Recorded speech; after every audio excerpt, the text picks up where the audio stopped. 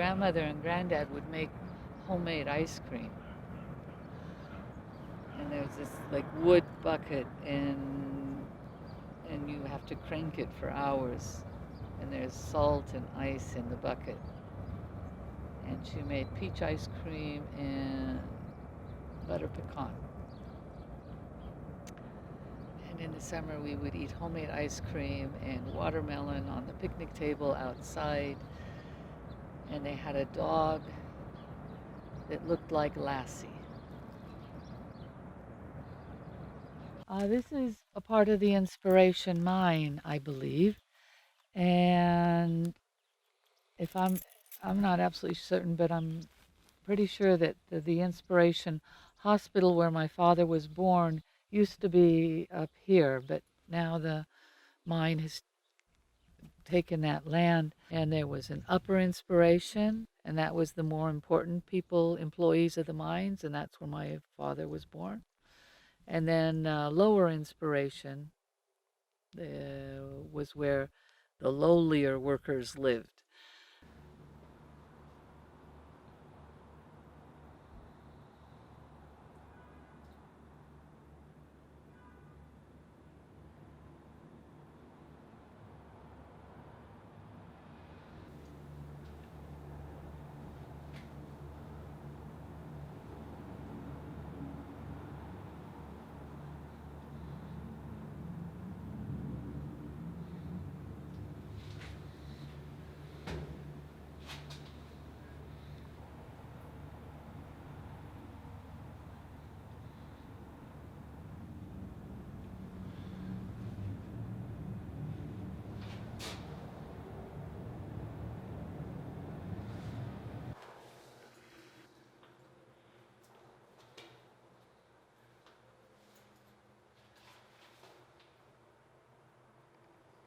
This is 1944.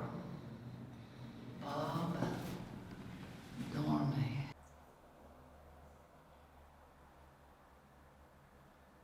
Yeah, I can't quite read it. Oh, there's a pistol here. And some cards gambling.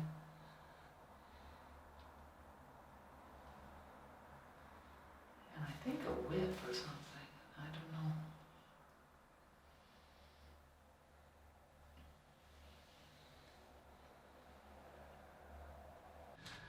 Today and everyday special menu: grits on dirt if powdered eggs, artificial sausage, jumping chili beans, sponge baked bread, greasy oily oatmeal. Come on, big boy, Billy.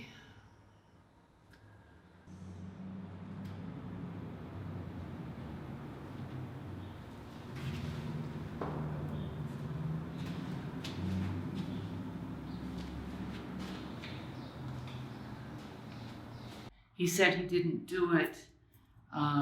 It really is unknown, but the whole town was sure that he did. And I've also heard that he may have been mentally challenged, and his story kept changing. Nobody believed him. They were keeping him here to keep him safe until the trial, and someone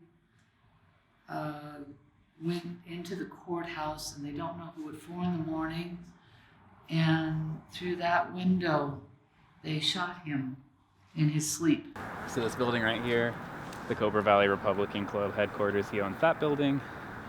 This building right here, as I mentioned, he owns that building. He owns this building. He owns the building, the radiator building. I don't know what it's actually called. It's just an old garage. He owns that building. He successfully sued the city of Superior, which he owns a lot of property in, because they were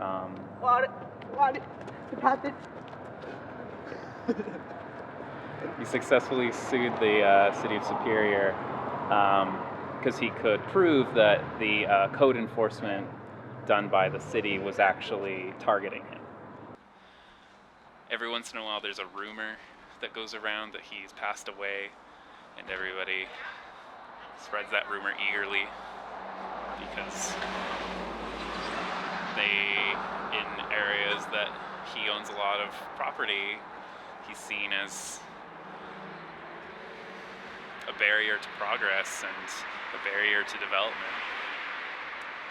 So they get very excited when that happens, and he has a good sense of humor about it. I know that there's some people in the community that he's very friendly with, and he's called them up and said, well, rumors of my death have been greatly exaggerated.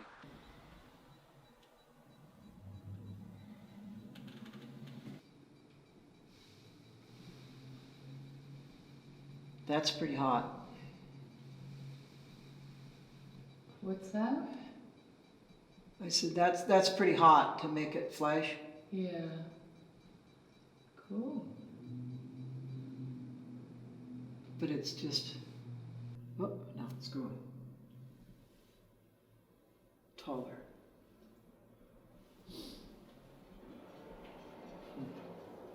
1.4. Think it's high? Yeah, it's about the height of a person standing there, huh? Not there, but it was more down in here, but now it's gone.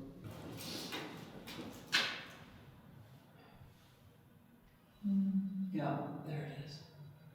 And I should, if I come up here, should get a reading. One more light, please.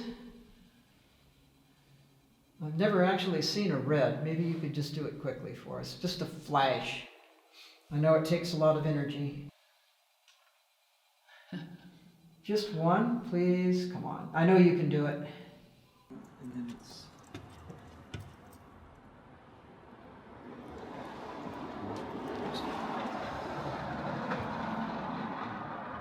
There, 2.2. No, 2.2? 19? No, 1.9. 1.9, 1.5, 1.0, 0.4, 0.0, 0.0.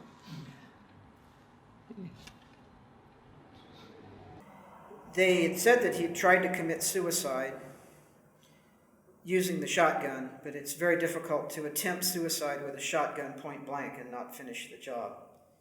So he was severely wounded in his face and jaw, and couldn't really speak, but he could write notes.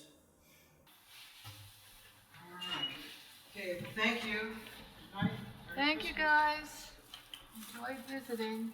And remember, you have to stay. You can't go with us. I like to hedge my bets. And if you look at the floor, maybe you can see that there was a wall here. So there was a room right here. And there were rooms in the middle. There was a hallway that went down that side where you're standing. There was a hallway that went down this side. And there were rooms in the middle. Back on the far side, there is a stairwell that was not there in 2000. That's where the shared bathroom and showers were. So you had two dark and narrow hallways with lots of doors leading into tiny little rooms.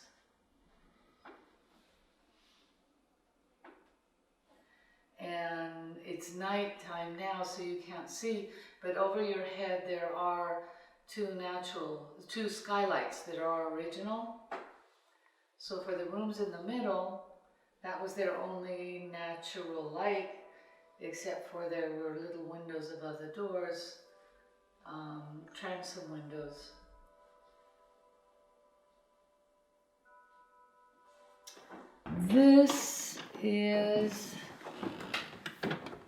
This is the Azurite room. I see it is also not clean. I apologize. You need to clean it. So this is the room where it's happened twice that there were people in this room and they heard voices out in this outside that were kind of hard to distinguish. There was a wall here. So you had one room, 2 rooms, 3 rooms. Every room had a little corner sink. You'd have 2 miners in every room. One would be day shift, one would be night shift. One would come, one would go. And they'd flip the mattress. And that's where the term flop house comes from. When there was a paranormal group who went through the whole building, and they said that they could feel that there was someone in the caretaker's room, which is down here. That's where the cat sleeps. I also, when I first came, I could feel heaviness there. I don't feel it anymore. When I first came, like 4 years ago, I was a little bit spooked. I thought, I don't know how I'll feel about being in a building that's haunted. And I thought, oh, well, maybe I'll try and help him pass on or something. And then I thought, well, that's really stupid. First, I don't really know how to do that. And secondly, who am I to tell somebody to leave when it's more his home than it is mine? So when I first came, I would come in every day and I'd open the shades to let some light in, and I'd open the door to let some air in. And I would say, good morning, and I hope you have a lovely day. And I was just letting him know that we didn't mind that he was here, and hope that he didn't mind that I was here. And after, oh, don't be mean. After some time, I didn't feel the heaviness here. So the paranormal people said that they felt that there was a man in this area, and that he was a little bit bitter, but he was harmless.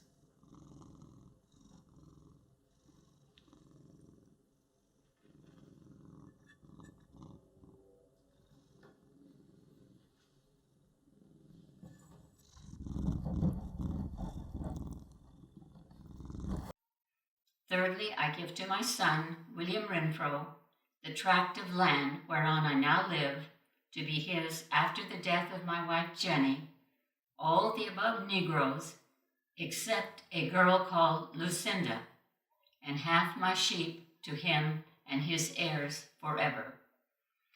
Fourthly, I give unto my grandson, James Shelburne Renfro, one Negro girl called Lucinda, at my wife's death, to him and his heirs forever. And fifthly, I nominate my wife, Jenny Renfro, executress, to execute my last will and testament, in witness whereof this 9th day of August in the year of our Lord, 1825, signed William Renfro, his mark. Done in the presence of John Hatchell and John Kerr.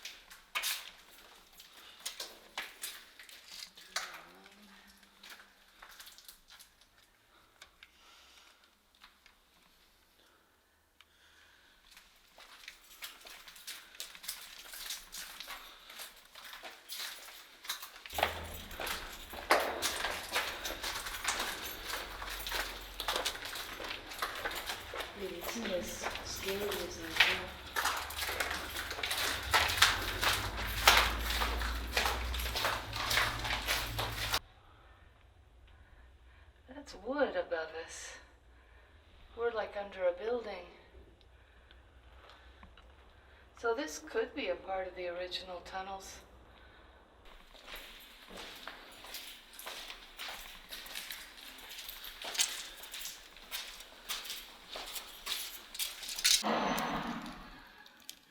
Alex from 92.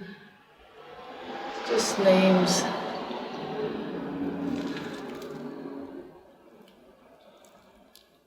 Pansy, Cassandore, Kine, Brenda.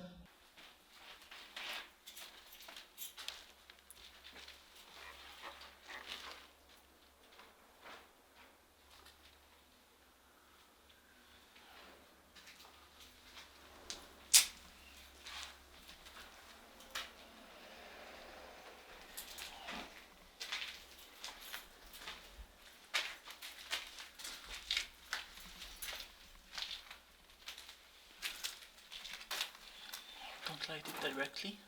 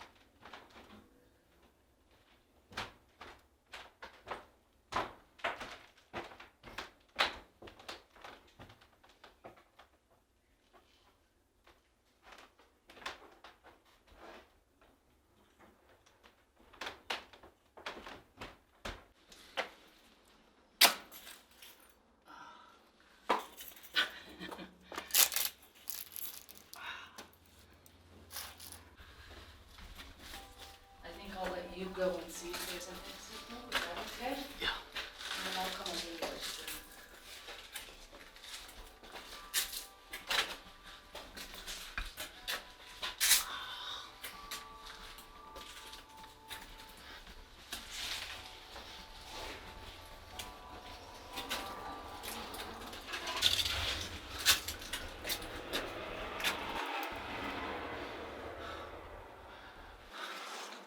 I need to see the...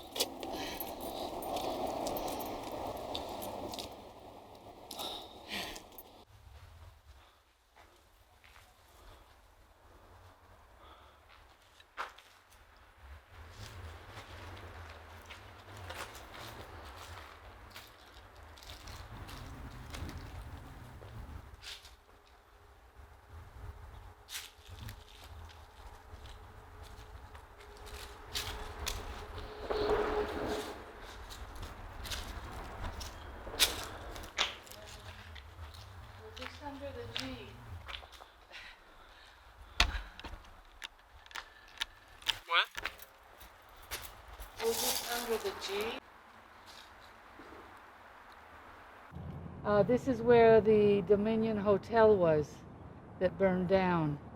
And that makes a lot of sense that there'd be an entrance to the tunnels from the hotel. Why? I figure for if the Chinese weren't allowed on the streets, but they did do catering so they could bring food up through the tunnels. People could go visit prostitutes without being seen on the street. That's the stories that people tell.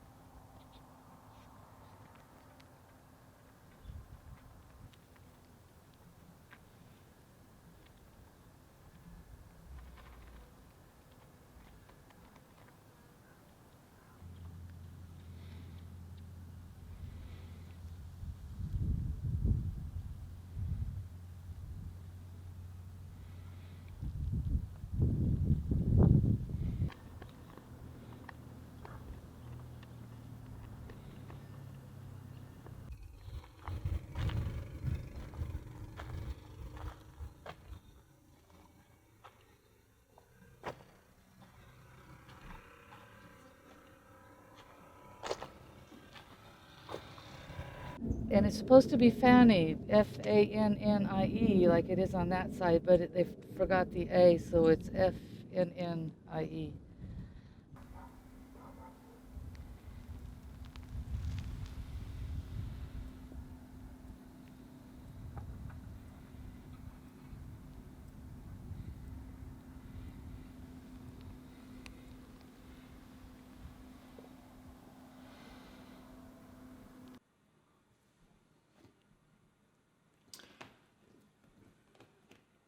I don't know how to answer that. I was able to go to West Point and graduate, and so I had a military career. And what else? You're having trouble. Then you decided that you wanted to go into something that was more challenging personally because you were very creative. And you opened a research lab to design and develop instruments for tracking wild animals, Yeah, or for measuring physiology, if that's what the study of physiology and behavior. yes. Yeah. Can you be more specific about some of the actual work? Do you remember the work tracking lions in Africa, or possibly more the work that you did with elephants?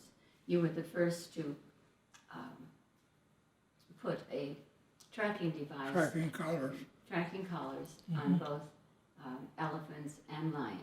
I think I was. I'm not sure. Well, we're pretty sure that was back in the 1960s and early 70s. Yeah. You were a pioneer in what was called biotelemetry with animals. I, of course, remember traveling in Africa. And I've been down to the South Pole.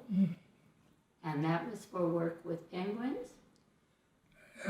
Just observation. Mm-hmm. How about the North Pole? I'm not sure about that. That was for instrumenting polar bears to determine the range of their activities. Yeah, tracking. Yes. Yeah. a green sea turtle. Um, Their ability to navigate. Pardon me? The ability to navigate back to their home beach after many years of being away. Yes, I was interested in, documenting what I could, but I'm afraid my memories are getting faded. I know. So it didn't, nothing stands out in particular. I had the opportunity to do a lot of traveling, and, especially with research of wild animals.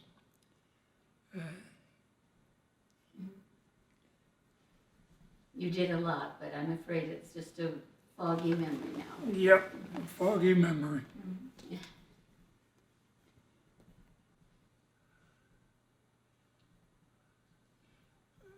The fact that I was able to go to West Point and graduate and then continue on as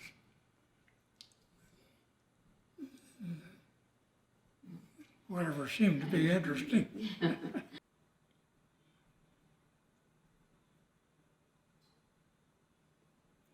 Boy, I'm losing it. There's still a lot there. It's just hard for you to get to it. I'm afraid I'm getting old. Yes. Afraid that's true. There's no cure for that. There's no cure for that. No, I'm afraid there isn't. Shai-Lee has liked turtles since she was little. Yes. Yeah. In the Gulf of California, there quite a large population, and I was interested in their ability to navigate. So I could pick them up and displace them and then put a transmitter on them and follow them while they went back to where they felt at home.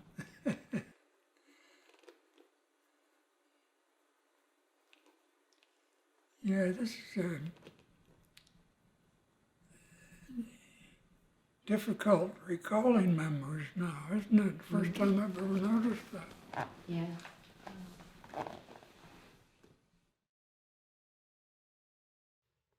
Everybody would tell me how cute my daughter was, or oh, she's going for the door, or she's running down the hall, and they'd all describe her the same. And I should pause at this moment and say I do not have a daughter.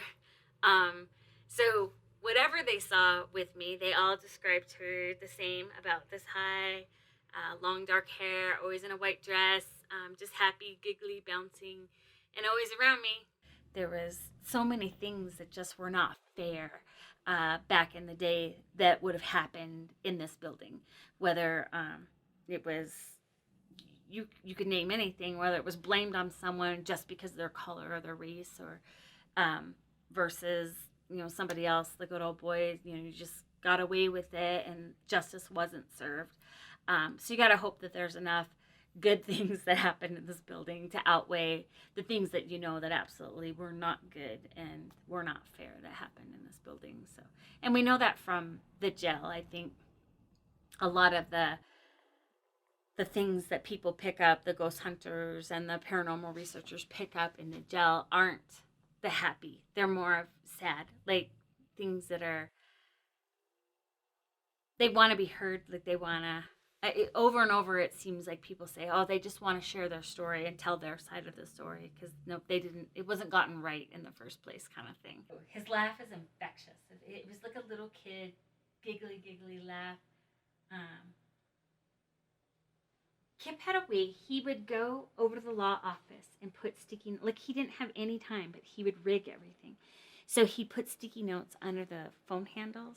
So when they went to answer the phone, it would say something.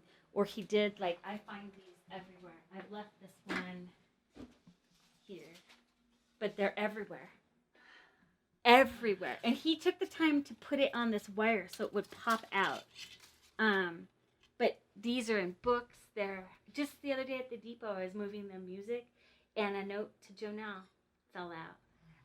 When we were going through his office looking for that paperwork after he passed, we lifted up a binder. Now, granted, they just went through the whole office.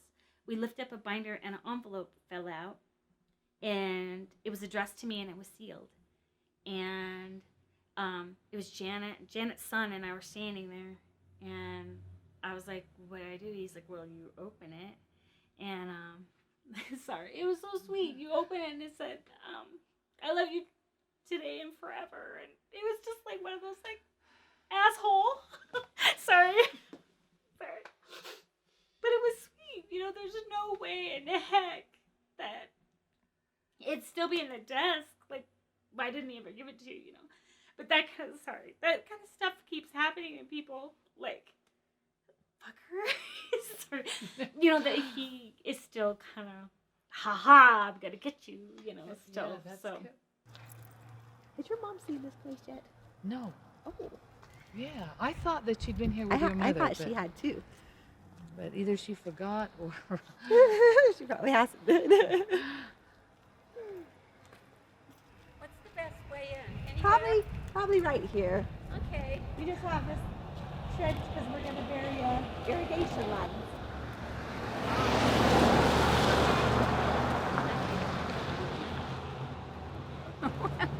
Nice to see you, Holly. I don't see enough of you, of course, but I know you're busy. Oh, my goodness. I was just talking. I went to Sarah's, and I was just telling her how busy he is with children. She knows. This is how anybody antique, vintage glass. It gets this rainbow. I don't know why. I don't understand why. So that door, it just goes into this pantry. But apparently, there used to be this hallway all the way down, and it includes the stairwell up to the top unit. Oh. But somehow it didn't go to the middle unit, I think, the main house, maybe. But Huh. Margaret said that Rocky, her dad, took this and he made, from the hallway, he made closets and bathrooms, and he got rid of the stairwell to the top floor. Oh, okay. That's interesting. So that might be worth considering. Doing. We're going to, in order to revamp the bathrooms, we're going to open it back up, and then we'll see if he left any treasures hidden in there. Because he was, you know, a gold miner and a interesting. Yeah. Oh, yeah. You might find gold. We might. We're totally anticipating it. We're counting on it. That's why you bought the house. Exactly. Mm-hmm. At first, I was convinced that in that pantry, you can stomp and it's hollow. I was convinced that's how you got into the rest of the tunnel. But then she told me otherwise. Okay, so if you had on top of that whole kitchen space a floor, a walk-in floor, but you didn't have this ceiling here. Instead, it looked all the way up to the main ceiling, to the main roof. Yeah. And then you had a railing around that way, and you could have a loft look. Oh. That would be cool. It would. Yeah. The only thing is when I really get in outside and I start looking at what lines up with what, because the roof cuts in, it would kind of have to come out here and then go up. So it might work and it might look odd. But I decided if we are ready to do it at some point, we should just take the drywall off the ceiling and see what kind of look it would give us. It's different. I don't like the one in that room that has the dark maroon color, but I like the stuff she did here. She did a very nice job, I think. And a nice choice of colors. And what do you think about this rug, Mom? This rug reminds me of the color combination when we were young. With or without the rug. Okay. It doesn't go with the other bedroom, that's for sure. No, I like her little painting right here. Oh, let's see. Yes, I do too. I stopped and looked at that. Well, she clearly worked at it very hard. Yeah. And it's, you know, I will keep it. but it's a bit much. I want to keep that. I would have even kept the little animals along the side, but Heidi's like, oh, those have to go. Yeah, no, they And she goes they into have the to. feeling anyway, so I think, okay, but we're keeping this. I would definitely keep When I that. say if you're This gonna is keep just that, a- then you need to paint everything else white. Okay. This is too much like children. Yeah. I mean, Little childlike, yeah. like fairy tale. So, yeah. Yeah. But I still otherwise like it. But I agree with, was it Heidi who didn't With like Heidi, it? yeah. There are tunnels all underglow. And in the early days, the Chinese were not allowed to be seen above ground during the day. That was the story that was told at one of the events that was held in Glow. And also, I guess, weren't some of, no, that doesn't make sense. Well, we also hear that the prostitutes and. Yeah, that's what I was going to say, and then I decided I didn't know about I'd that. always heard that too, is that that's how like the Sorry, I called men you would by get to accident. hotels, Yeah. prisoners would get to the jail, all these other purposes. Yeah. I'm sorry, oh, okay, no, it's not me. Okay. I just called you by accident. Well, thank I you. was gonna turn my phone. Whatever you do, Libby, do you know not to step there? I do. Okay. See, it looked like those were laid on the other side when they blocked it up, not from this side. Oh, So that makes you think the almost, other yeah. side's intact, Yeah, Mhm. huh. which makes us want to explore. Oh, yeah.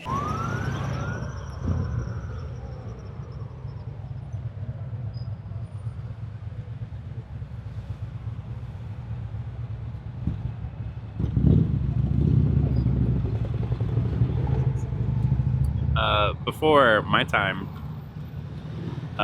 Globe had a very old library that was apparently gorgeous. I've never seen pictures or anything. I've just heard people speak of it very reverentially because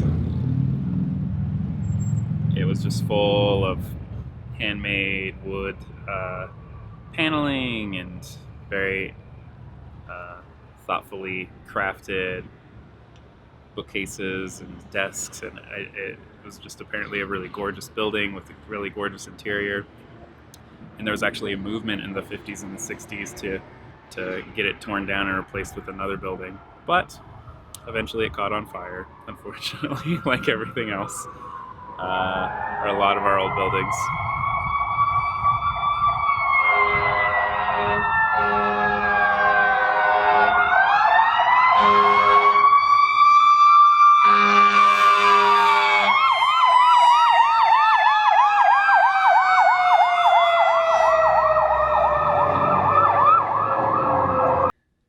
That door right there was where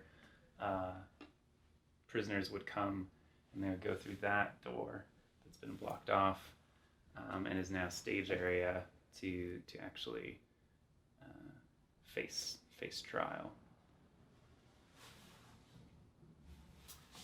This wasn't here. This was a kitchen. This is a kitchen now. It's the opposite side. And they framed out the walls for it to make a kitchen space. Still has a very DIY feel to the whole thing.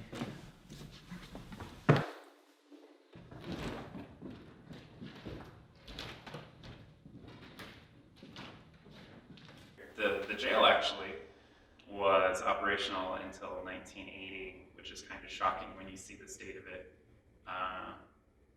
But the last trials in this room would have been in the mid-70s.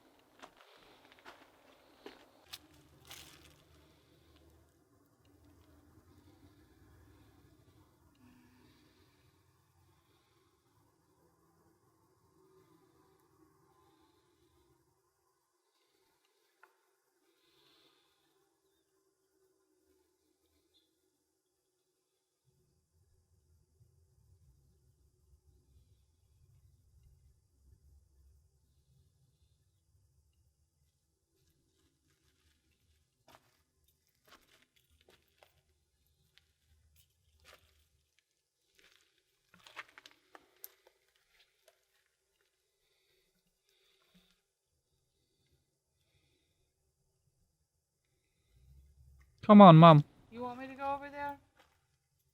Okay.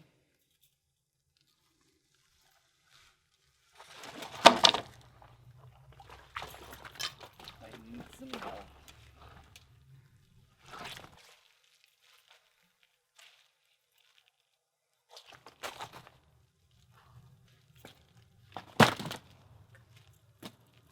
Oh, I'm pretty heavy.